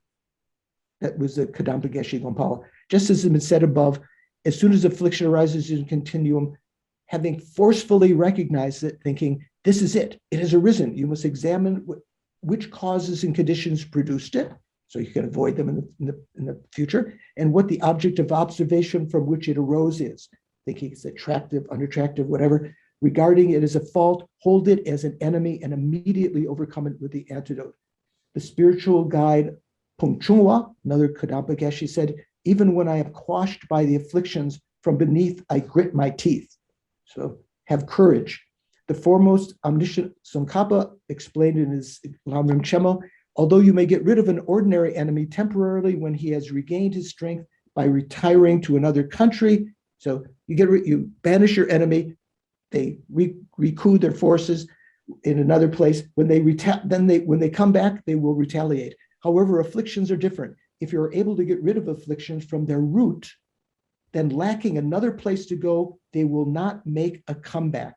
Of course, just applying the temporal antidotes, they will make a comeback, but you can, if you have those antidotes, you can suppress them. But when you have true cessations, they will never come back. Nonetheless, since we make no effort to destroy the afflictions, they reoccur. As been said above, when we come to the influence of the afflictions, we do not know which affliction it is, because we don't know the definitions. And even if we do know, due to our feeble effort and feeble antidotes, they recur. However, if we were to regenerate the power of the antidote, we will definitely be able to abandon them. The foremost Tsongkhapa said in the Lamrim Chemo, having recognized the afflictions, contemplate their drawbacks and the benefits of being separated from them, and then plant the spies of mindfulness and introspection. Those kind of spies in your mind, watching. Whenever any affliction sprouts forth again and again, you must nip it in the bud. So noticing when, sort of like the bubbles coming from the bottom of your mind. When your mind is quiet, you can begin, oh, I'm just starting to see that as attractive. I'm, inappropriately attending to that. When it sprouts forth, you must, furthermore, as soon as affliction stirs in your continuum, you must regard it as an enemy and combat it. Otherwise, if it were to emerge first and you acquiesce and foster it with inappropriate attention, then without any resistance, you will only succumb to it. Bodhisattva Charyavatara says, even when an ordinary enemy is vanquished from a country, he settles in another and takes control. Then upon recovering strength, he makes a comeback. However, the manner of the enemy afflictions is unlike that. When you abandon them, they will never come back. Abandon them on the path of seeing, path of meditation, and so forth. Miserable afflictions are abandoned by the eye of wisdom. Once they are dispelled from the mind, where will they go? Where will they abide until they can return and torment us? It is just that I have been feeble-minded and lack effort. In brief, Gompawa, the Kadampa Geshe, said, what else is there to do beside watching over one's mind day and night? So Lama Zopa Rinpoche, when he's not in retreat, not teaching, always watching the mind, just looking like he's not doing anything, but watching the mind. Nirsupa, another Kadampa, said, yes, Shebar, if tomorrow, the next day, someone were to ask all your disciples, where are you practicing? What are you practicing as the core of the quintessential instructions? They would answer that it was to attain clairvoyance or a vision of the personal deity. I want, that's where I'm practicing. I want to have clairvoyance or see the deity or something like this. However, they should answer, having become more and more certain about the causes and results of actions, we are practicing the guard purely, whatever vows we have committed ourselves to, whatever vows we've taken. Therefore, an attainment of meditation refers to the afflictions such as ignorance becoming weaker and weaker. That's what attainment in meditation means. As been said above, at all times during the actual sessions as well as the session breaks, again and again, examine your own mind stream and rely on the antidote to whatever affliction has arisen. This is the principal training in virtue and the excellent essential point. Likewise, be mindful of the manner in which one must generate the corresponding modes of the various occasions of training in virtue, beginning with the virtue of faith, quintessential, first of the virtuous minds, right? Faith, and so forth. On the occasion and the way to rely on a spiritual friend, repeatedly rely on mindfulness and introspection to make every effort in the means to generate that which has not been generated, as well as to increase that which has already been generated. So like in Jangchub Semcho Rinpoche, Make Panam Gyegyurche, may that which is generated, not bodhicitta, which is generated, not degenerate, may that which has been generated, may it increase more and more. Then finally, some verses of, sort of prose at the end. Springing from the golden ground of pure renunciation, the tree trunk of the jeweled mind grows even higher, spreading the shade of benefit and happiness for all migrating beings. At its tips, the far-reaching branches of the great vast deeds of the six perfections, while from the blossoms of the signs and exemplifications, 32 major signs, 80 secondary signs. So the 32 major signs, 80 exemplifications, drops of camphor of the three vehicles dispel the torment of the fevered migrating beings without exception. May we always be nurtured by the wish-fulfilling tree, the Lord Muni, the sole substance for migrating beings as well as the gods. The supreme helmsman of scholars and adepts, the helmsman, the navigator, renowned as the six ornaments in the two supremes of Jambudvipa, donning many jewels that enhance the attitudes of the three vehicles, let fall a rain of benefit and happiness in the land of superiors. So India is called the Arya Dasha, the land of the Aryas. From the treasure mine of the Muni scriptures, an abode difficult to travel to for those of inferior intellects, who are tossed upon the waves of the varieties of interpretable and definitive sutras and so forth, bearing the exasperated expression of those unable to fathom the depth. The protector, with the name of Matibhadra, out of the compassion of all the conquerors without exception, illuminated like the sun here in the north, all the texts setting forth the assertion of the great trailblazers. Matibhadra, I don't know who Matibhadra, maybe that's the root guru of Kachin Yeshe Gelsen. I'm not sure if that might be his Sanskrit name. Although this is the case, those ruthless ones, friends of demons, almost obscured by billowing clouds of ignorance, induced by the misfortune of the five sediment degenerations, boast of their supremacy. Seeing this, my mind is ill at ease. So it's talking about the five degenerations, those who are obscured by ignorance during this time, saying that they understand. I, owing to inferior merit, am born at the end of time. My eye of awareness is hazy and my training poor. This is Kachin Yeshe Gelsen talking about himself, expressing humility. Therefore, whatever I have failed to explain or have explained wrongly here, I confess to the wise. I do the same. My own mind is much more obscure than Yeshe Gelsen's. My training is poor and so forth. Their eye of awareness polluted by unbearable dadura, kind of a poison. Their hearts agitated by the evil spirits of the eight worldly concerns, the eight worldly dharmas. Even though they belittle me and are infuriated, I shall have nothing to do with them. By this virtue, may I and all migrating beings come under the care of the holy spiritual guides of the supreme vehicle, Mahayana, and become holders of all modes of the profound and extensive dharma, like the dedicating prayers at the end of the pujas. May I uphold the scriptural and realizational dharma, and so forth. Attaining the eloquence of self-reliance in regard to what is very difficult to fathom in order to liberate all migrating beings without exception, may I become just like the Supreme Guru Manjushri. This necklace for those of clear awareness, clearly revealing the modes of minds and mental factors, that's the name of this text that Kachin Yeshe Gelsen composed, is based on the root text and the self-commentary, the auto-commentary of the Abhidhamma Samuccaya, and adorned with the excellent explanations of the foremost fathers, Tsongkhapa and his spiritual sons, Gyaltsab-che and Kejub-che. It was composed by the idler Yeshe Gelsen, calling himself an idler, who was ordained at the door of the conqueror's precious teachings and has heard a little on the modes of the Dharma due to the kindness of he whose name is uttered here most solemnly, Jesun, Tamche, Kempa, Losang, Yeshe, Pel, Sangpo. I think one of the pension lamas, I'm not sure, I think so. So he received his ordination from him. So difficult to even say the name of the guru, who is so holy.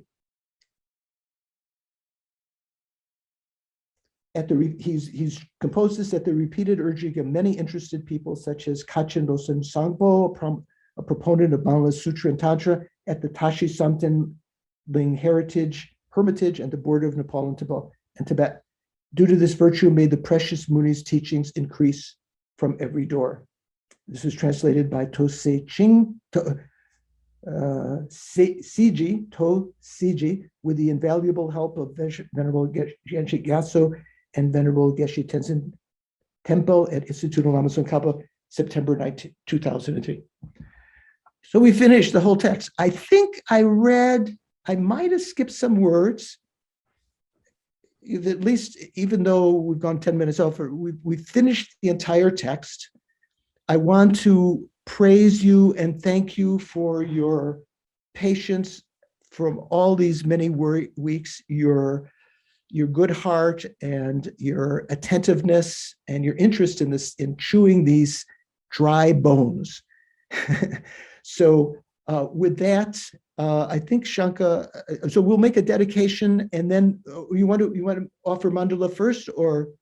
Well, before that, Venerable, I just wanted to say, I think I speak for all of the students here and myself with sincerely how much gratitude we have for your teachings these many months. Yeah, right? Just weeks, months, and at least not years. With your humor, clarity, and lucidity, and so you're a jewel, Venerable, and so we are very, very grateful that you taught us, and we hope that you come back. Sincerely, we make this hope, and that you live for a long, long, long, long time. Happily, as Geshe Gelek says, having a long life is good, but happy long life is better. So we have a long, happy life. I've only got 7 days more of radiation, so probably I'll be happier in a week or in a couple of weeks when that finishes. Thank you very much. Thank you, Venerable. So shall we do? I'll of course make the Thanksgiving mandala offering, but shall we do our normal prayers at the end? Is that? If people have time, I've gone over 12 minutes to try to quickly get everything in. I think after these many months, if we've had that much patience, I think we can handle another. Yes. Okay. No problem. 5 minutes. Let's do that. Let's do that. I'll screen share if that's okay, Bob. Yes. Or you want to do it? You can do it if you like. I think Doris had control before, but or Doris maybe. I'm ready, but I've got the mandala offering, the Thanksgiving mandala queued up first. Which Okay, please. Thanksgiving, please.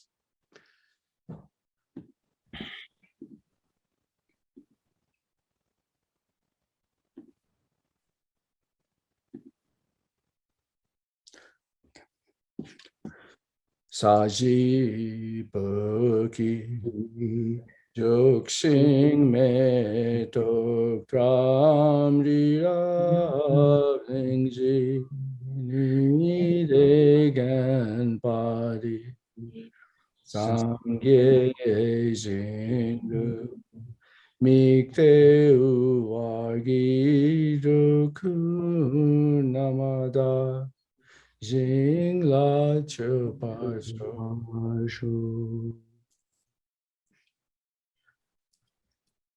May my Venerable George's life be long,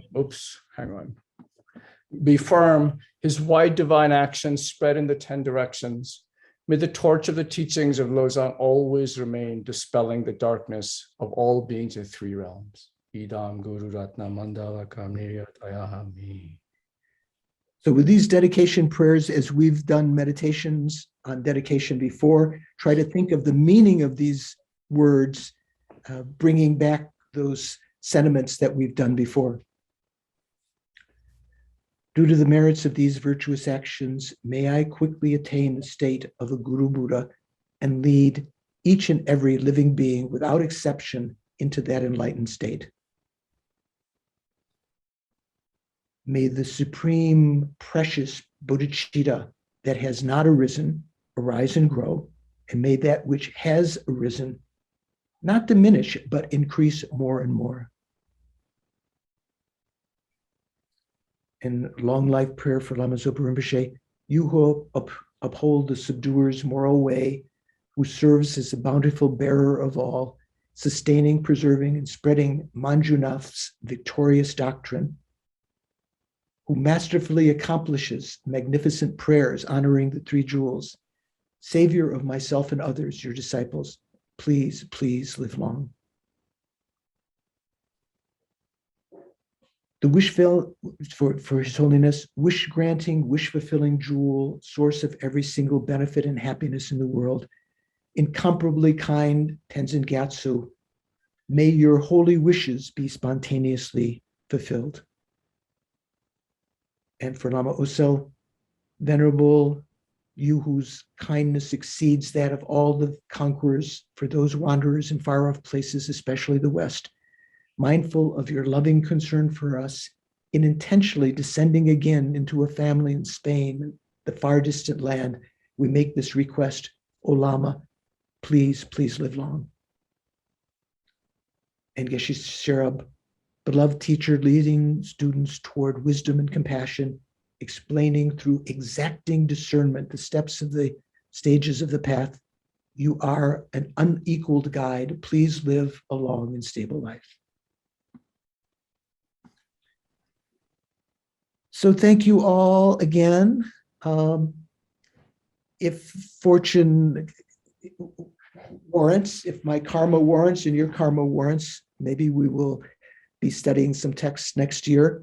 I will try to have a final exam to Shankar and Venerable, who's taking some responsibilities, within a week. And I urge you, as some of you had the courage to take before, if more of you have the courage to take, go for it. It's kind of like the fire puja at the end.